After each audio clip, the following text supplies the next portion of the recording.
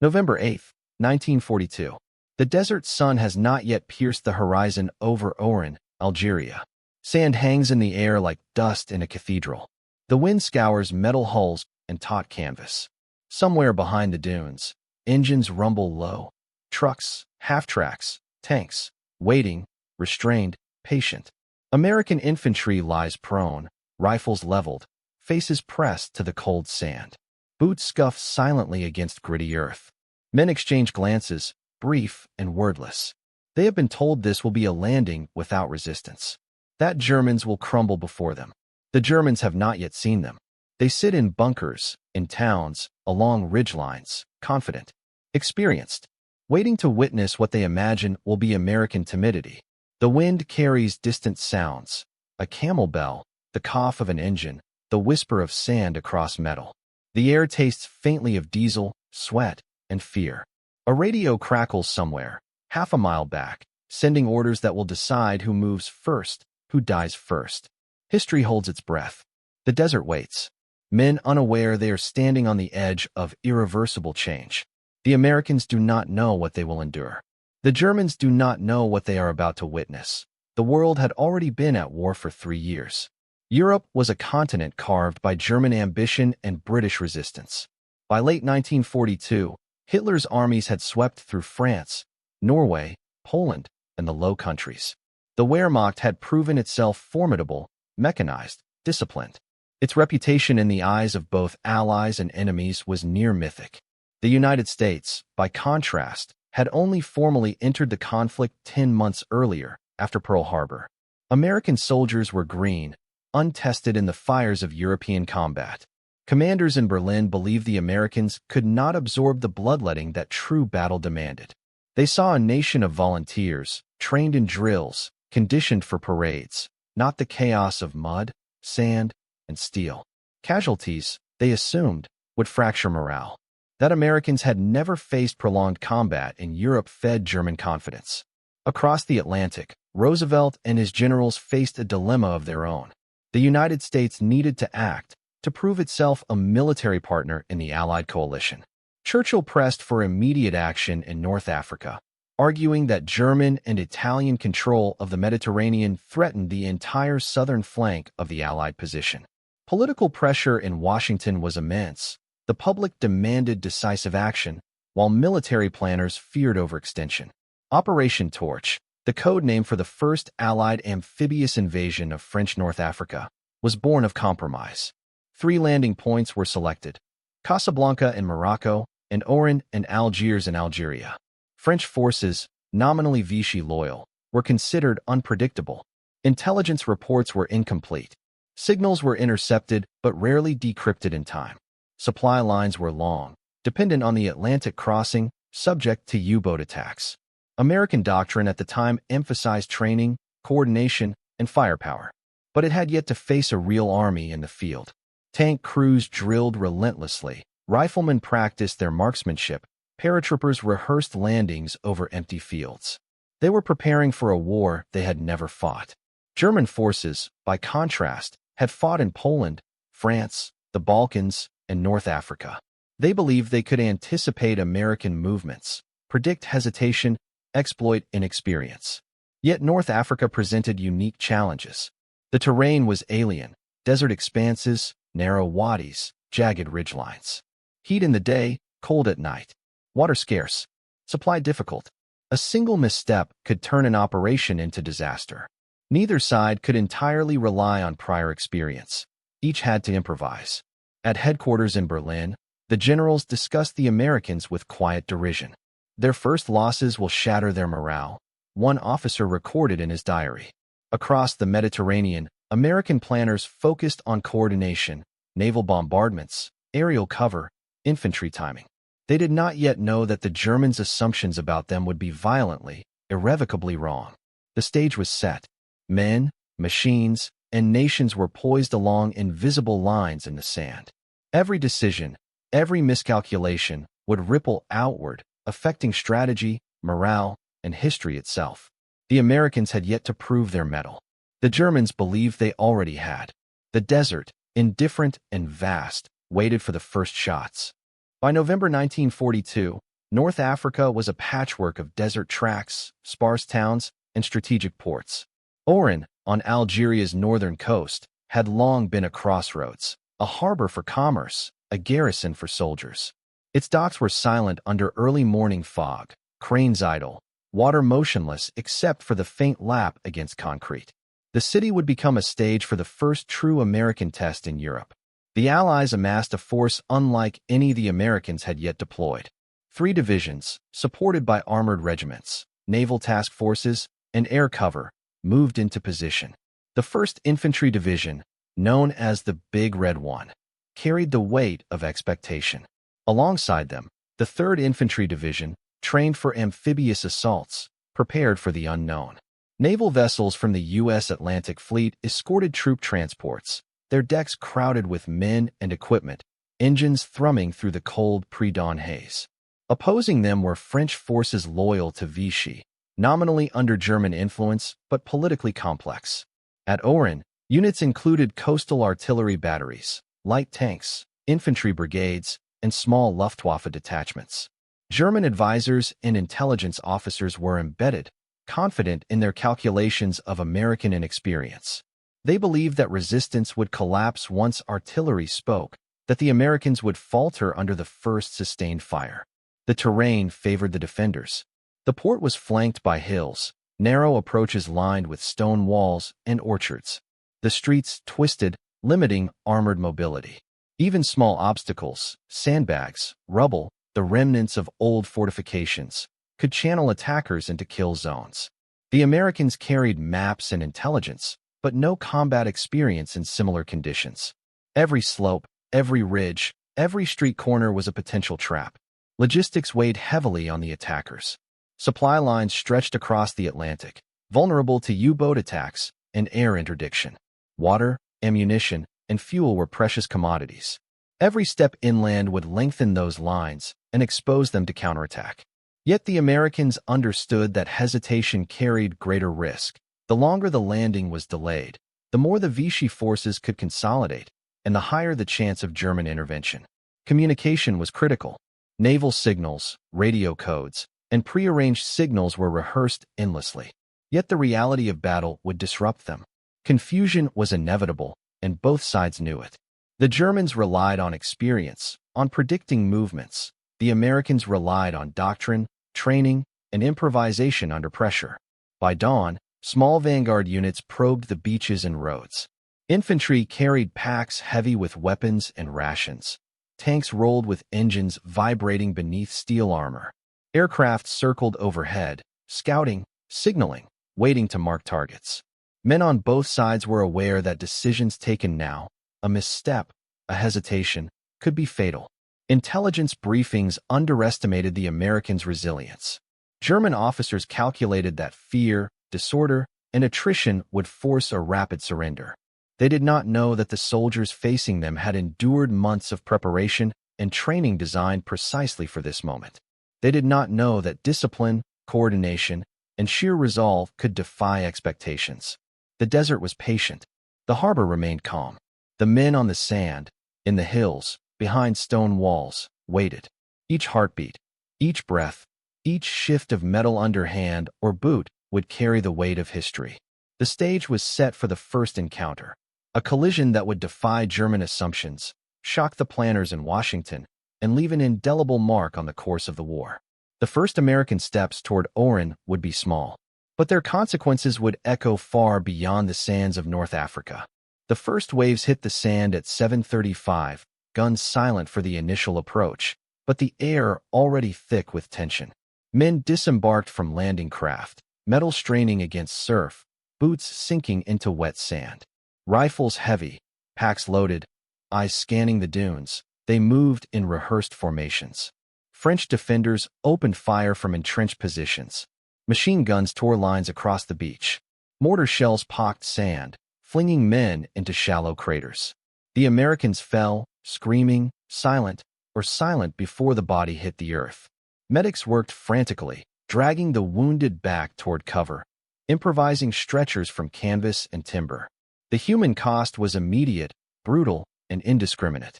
Green troops, many seeing combat for the first time, faced fear that no drill could replicate. Yet they advanced. Discipline held where instinct screamed retreat. Riflemen exchanged fire while tank crews pressed forward, engines growling, armored hulls absorbing shrapnel and small arms fire. The Germans, watching through periscopes and slit trenches, noted the Americans' endurance. Their initial calculations, that first losses would break morale, were wrong.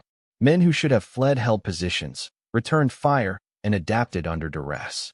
Each casualty was a loss, but each survivor proved a lesson unanticipated by the observers on the hills. Oren's approach demanded precision.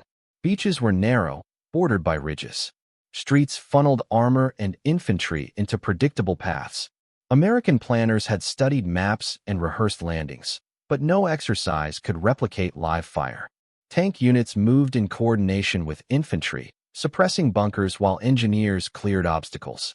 The timing of artillery and naval gunfire had to be exact. A single miscalculation risked friendly fire. Communications struggled under the chaos. Radios jammed or failed. Messengers ran between positions, clutching written orders, sweating under weight and sun, under the constant risk of exposure. The French and German forces exploited terrain effectively. They forced attackers into narrow kill zones, used elevation to direct fire, and retreated strategically to draw Americans deeper into urban areas where armor was constrained. Yet the Americans adapted, flanking, advancing undercover, coordinating fire from tanks and infantry. Commanders like Major General George S. Patton's contemporaries were not yet in Algeria, but subordinate officers improvised under the constant strain. Every movement was measured, every pause deliberate. The tactical reality was that discipline, improvisation, and small unit coordination could overcome the presumed superiority of entrenched defenders. It was not brute force alone, but the ability to absorb losses, adapt, and continue advancing that shocked the Germans. Technological limitations is almost equal to 250, 300 words. American forces had advanced equipment, but nothing invulnerable.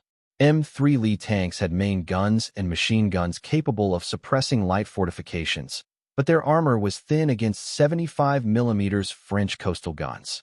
Infantry weapons, M1 Garand, Browning automatic rifles, and mortars, offered firepower, but effective use required training, exposure, and courage under fire. Amphibious landings themselves were inherently limited. Landing craft could carry only small units at a time. Rough surf, rocks, and tides delayed disembarkation. Naval bombardments had range but limited precision, sometimes endangering the troops they were meant to protect. Aircraft, providing reconnaissance and strafing runs, could not see through dust, smoke, and the folds of terrain. The French defenders, though limited in modern technology, leveraged what they had. Coastal artillery, light tanks, and small arms were positioned for maximum effect. Radio communications allowed for coordination within Oren, though disconnected from the larger Vichy command network. The Americans faced these limitations with discipline. Combined arms coordination, infantry, armor, engineers, artillery, became the countermeasure. Technology alone did not decide the battle. It was the skill, resolve, and coordination of the troops that compensated for every mechanical shortcoming.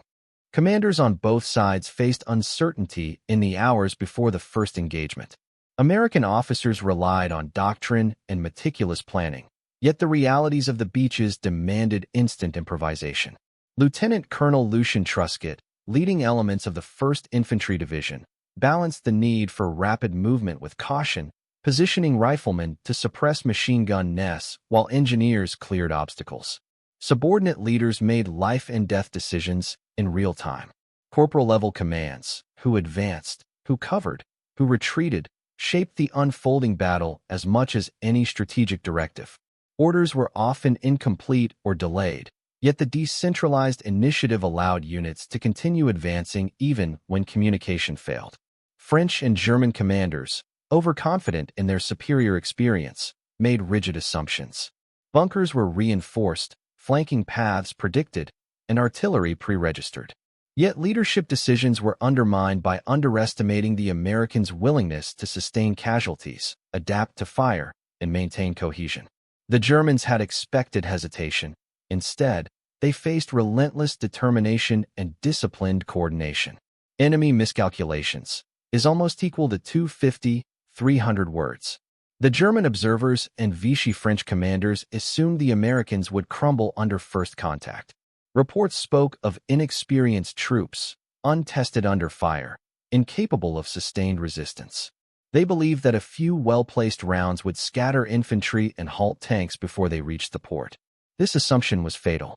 The Americans advanced methodically, using combined arms tactics that leveraged the strengths of each unit while mitigating vulnerabilities. Machine gun positions were suppressed by coordinated fire. Tanks bypassed obstacles. Infantry advanced under covering fire. Casualties were absorbed, treated, and replaced. German miscalculations extended to terrain. They believed that urban streets, hills, and orchards would channel attackers into predictable kill zones. Yet the Americans adapted, using flanking maneuvers, improvised cover, and rapid communication to negate these advantages. Every misjudgment widened the gap between expectation and reality, undermining the defender's confidence. Psychological strain is almost equal to 250, 300 words. The desert tested more than physical endurance. Fear, anticipation, and uncertainty weighed on every soldier. American troops, though green, experienced the shock of sustained fire, the stench of smoke and blood, the sounds of explosions and screaming that no drill could replicate.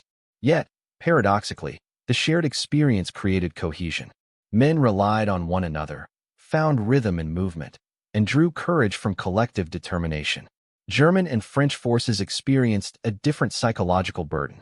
Confidence in assumed superiority collided with the reality of stubborn, disciplined attackers. Moments intended to intimidate, the flash of artillery, the bark of rifles, failed to halt the advance. Every American unit that pressed forward eroded morale, sowed doubt, and forced constant recalibration of expectations.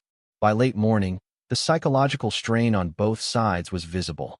Men's eyes were wide, hands shaking, bodies bruised or bleeding, yet the Americans moved with purpose.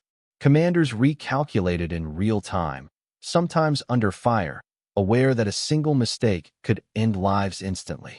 The Germans confronted a bitter revelation. These Americans had the stomach for casualties, and more than that, they had the discipline to endure them. The first shells fell at 8:03. Naval guns of the USS Josephus Daniels and Monroe thundered across the harbor, aiming at French coastal batteries. The air vibrated with concussion, the water shimmered, then churned as shrapnel toward the surface. American landing craft surged toward the beaches, their engines straining against the surf. At Oran, the 1st Infantry Division moved off the boats. Company A, 16th Infantry Regiment, advanced toward the St. Cloud docks. Men waded through chest-high surf, packs soaked, rifles braced. French defenders waited in reinforced bunkers, firing MLE 1907 and 15 Hotchkiss machine guns and artillery.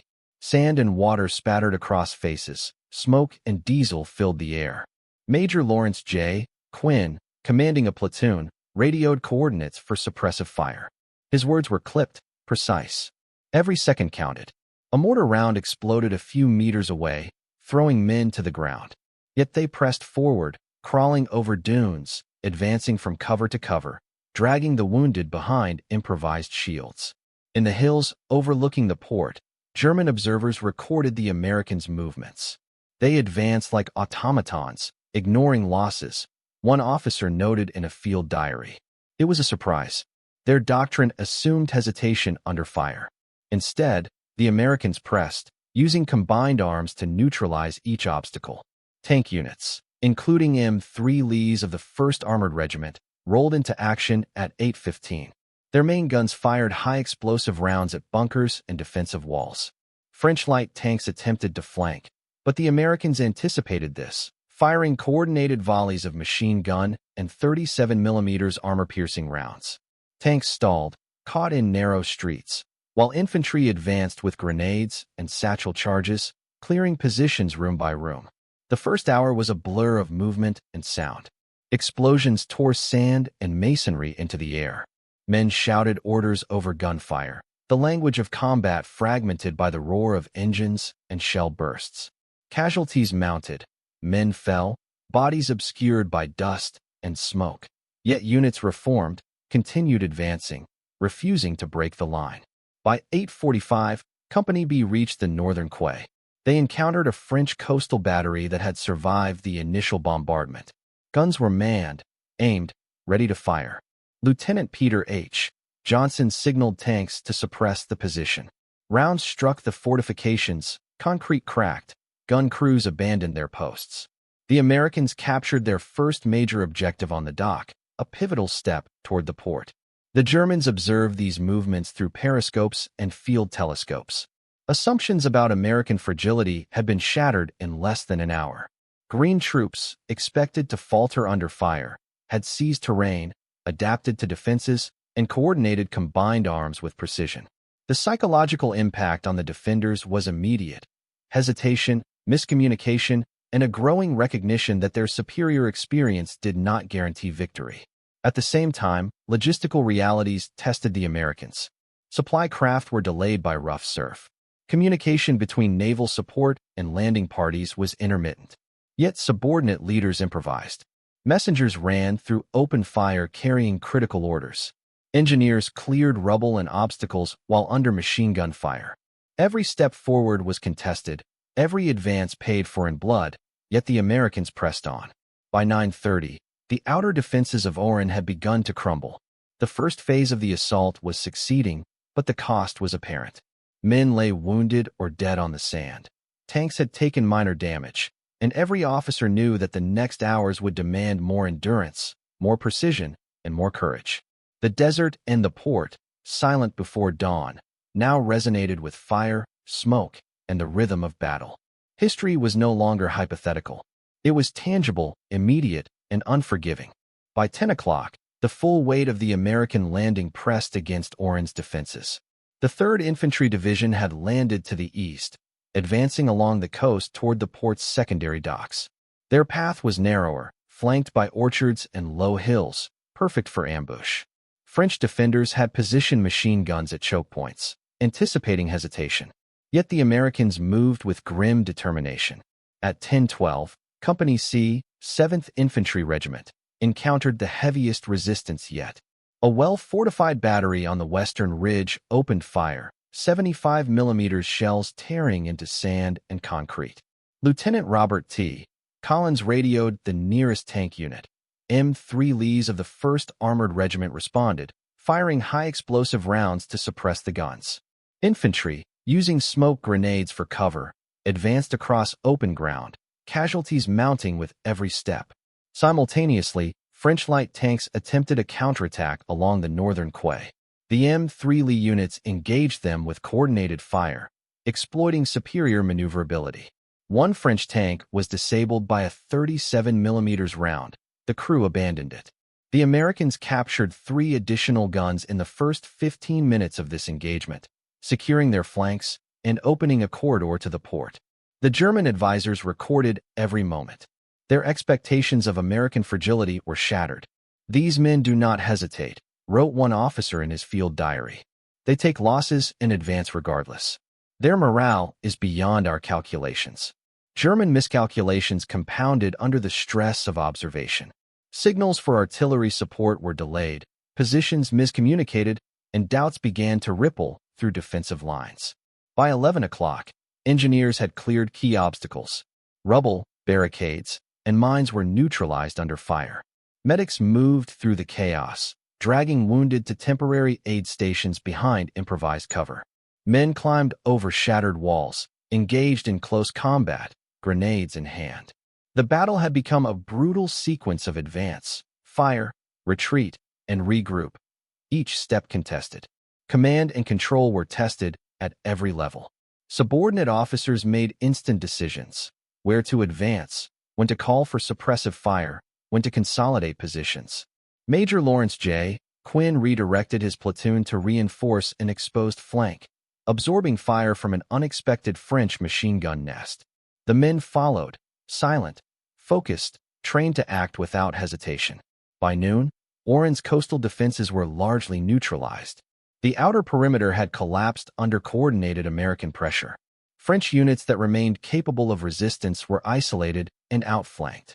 The Americans had absorbed losses but maintained cohesion. They had proven, in brutal minutes, that German assumptions about their inability to endure casualties were catastrophically wrong. The port itself, now in partial American control, became a staging area for continued operations inland. Naval craft docked, unloading reinforcements, artillery, and supplies. The first phase of Operation Torch was a tactical success, but not without cost. Men lay wounded or dead across beaches, docks, and streets. Tanks bore scars of fire. Artillery had expended much of its initial stock. Yet the decisive reality was clear. The Americans had advanced where German and French doctrine predicted failure. Their willingness to absorb casualties, adapt under fire, and coordinate across units had shattered defensive expectations. At 12:30, the final French resistance in Oran was isolated. Surrender negotiations began in small pockets. The Germans, watching through the haze of smoke and dust, recalculated their assumptions. Experience, firepower, and terrain advantages had been countered by discipline, initiative, and resilience. In the span of 4 hours, the Americans had forced the port open, inflicted casualties, captured key positions, and redefined what their opponents believed about American combat endurance. History, in the form of men, metal, and sand, had shifted irreversibly. The Americans had proven their mettle. The Germans had learned a lesson that would resonate across subsequent battles in Tunisia, Sicily, and Normandy. The desert, patient through the pre-dawn hours, now bore witness to a transformation in warfare. Experience alone could not predict outcome. Resolve and coordination could tip the scales against expectation. By late afternoon, the beaches of Oran were quiet but scarred. Sand and stone were pockmarked with shell craters. Smoke from burning vehicles drifted over the port, mingling with the metallic scent of blood, oil, and gunpowder.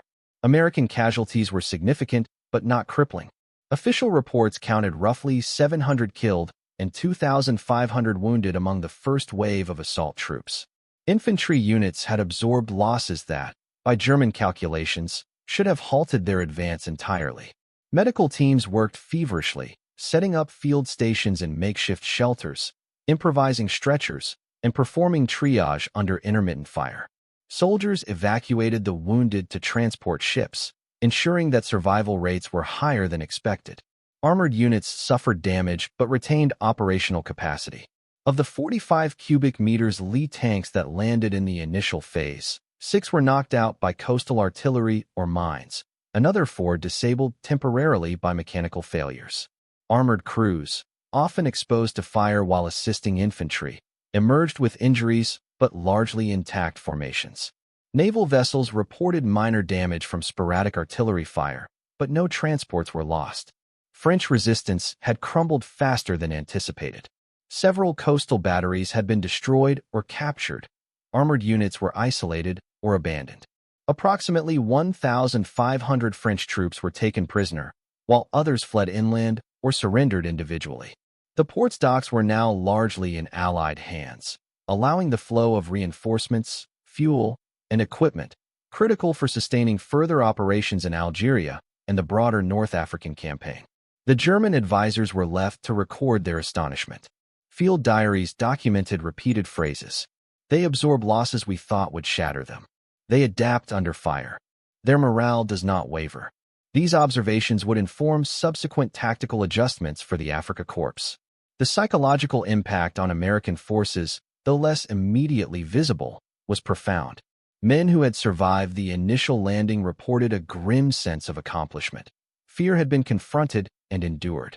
Leadership had been tested, and initiative at every level had proven decisive. Confidence in their own capabilities, previously untested in actual combat, was forged in fire, sand, and smoke. On the German and Vichy side, miscalculations became clear. Experience and superior positioning had been insufficient to predict the Americans' resilience. Defensive doctrines that relied on rapid collapse of inexperienced troops failed catastrophically. Commanders would have to reconsider assumptions about U.S. forces for future engagements, Tunisia, Sicily, and later Normandy. Operationally, the American success at Oran enabled the establishment of supply lines along the Algerian coast. Subsequent units, including additional infantry, armor, and air support, could now deploy with reduced risk. The initial objectives of Operation Torch, securing ports, neutralizing coastal defenses, and establishing a beachhead, were achieved despite heavy opposition. The battle proved that American forces, though green, could operate effectively under sustained fire, absorbing casualties and maintaining momentum. The beach itself remained a silent ledger of cost. Discarded equipment, spent shell casings, blood-soaked sand, and craters where men and machines had fallen. Yet for the Allies, these scars were also proof of a hard-earned, operational victory. The first test of American combat endurance in Europe was complete. It was a victory measured not in glory, but in survival, coordination, and the shocking revelation to the enemy. The Americans had the stomach for casualties. The capture of Oran reverberated far beyond the harbor and beaches. For the Allies, the port became a lifeline. Supplies, artillery, and reinforcements moved steadily inland, supporting the next phase of Operation Torch. The initial success allowed American forces to secure Algiers and Casablanca more rapidly, consolidating the North African campaign's foothold. Strategically, the Germans were forced to recalibrate. Field reports from observers embedded with Vichy units stressed a simple truth. American troops could endure far more than anticipated. Experience in previous campaigns, Poland, France, the Low Countries, had bred confidence in the predictive value of battlefield psychology. Oran shattered that assumption.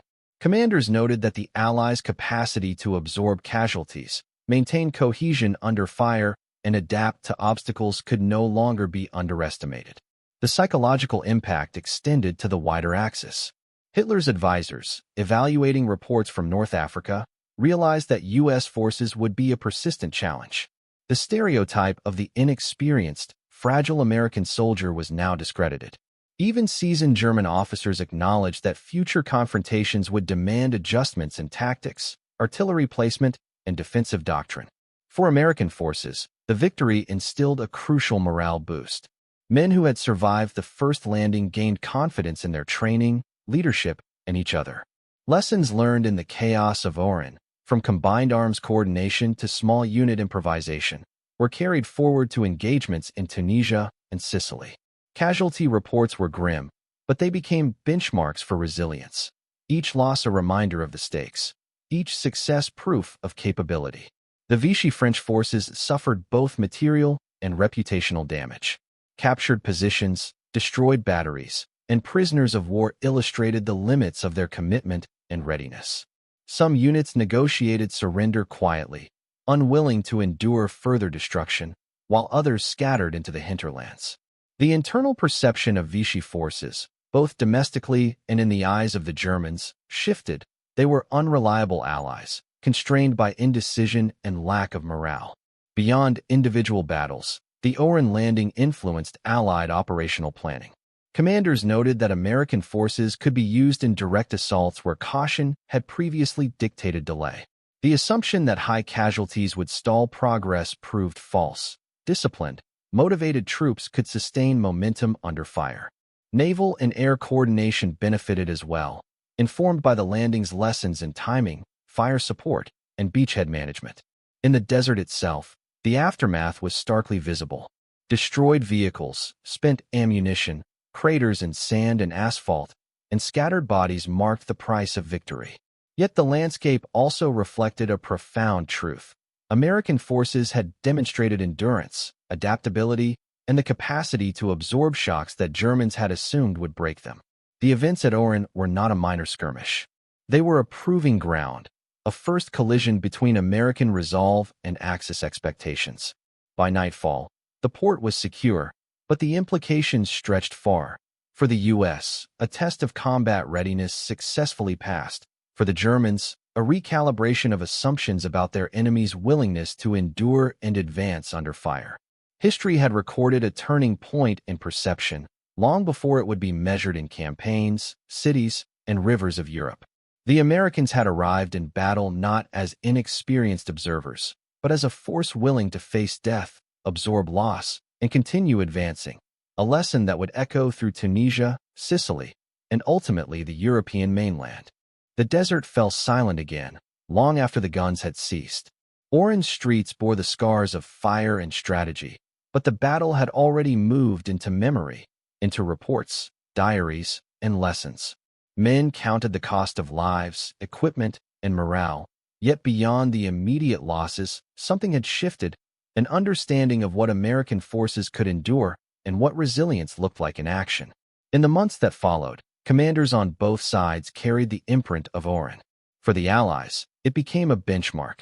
Training and preparation could meet the trial of combat, even in harsh and unfamiliar conditions. For the Germans, it became a cautionary note in doctrine and expectation. Experience alone could not predict the outcome when discipline, coordination, and resolve intersected. The stereotype of the inexperienced American had been decisively disproven. Oran also demonstrated a quiet truth about warfare itself.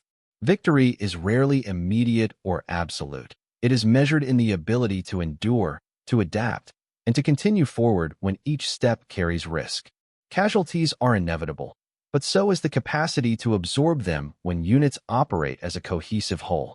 Technology, terrain, and prior experience matter, but they are always secondary to the human element: initiative, cohesion, and steadfastness under fire.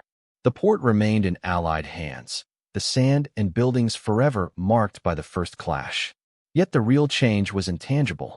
It was a transformation in perception, in confidence, and in expectation, a lesson that would shape campaigns across Tunisia, Sicily, and Europe itself.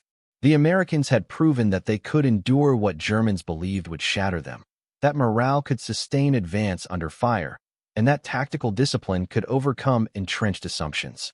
History, quiet and patient, had taken note. The first American steps into European combat were no longer tentative. They had reshaped the battlefield not only in sand and steel, but in the minds of friend and foe alike. The desert, indifferent to human endeavor, had witnessed endurance, resilience, and a recalibration of what it meant to fight and to survive.